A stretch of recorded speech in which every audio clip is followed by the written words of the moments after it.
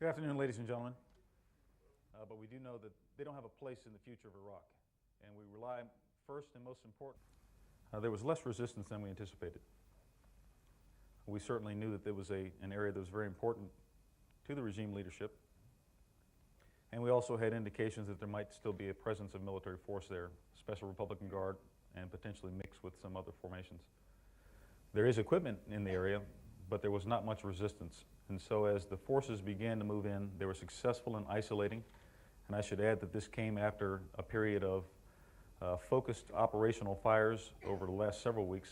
As I've mentioned, we were not ignoring Tikrit by any means. In fact, we had a number of air operations that occurred in and around Tikrit. It's indicated that the U.S. possesses the DNA of Saddam Hussein.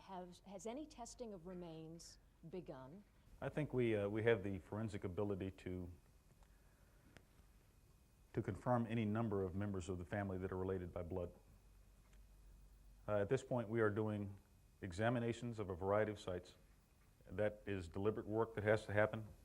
We refer to it as site exploitation, but what we're talking about is doing detailed examination and searches. That work's ongoing. We don't have any confirmations at this point to report on any of the family members, but if we are able to confirm any of them, I think that we'll be able to connect the dots to other pieces of information through different sites. Talking about Tikrit, it is falling steadily. But military work is not at a close, and even potential for combat action is not yet over. It'll be much more localized when it occurs. It will not be on a widespread scale, and it certainly won't be in response to any organized regime effort. And so it's a transition point that we're in right now. As we've said before, there are a number of objectives to this campaign. And all of those objectives have to be attained before we say the mission is accomplished, the victory is complete, and we can proceed on with other responsibilities we have.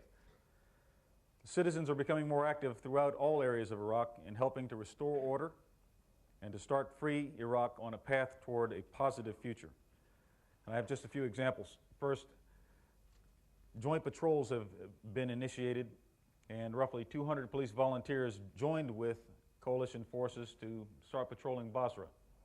And this is an effort to assist in quelling any looting or any other civil unrest. In other areas, tribal leaders are establishing coalitions of multiple tribes.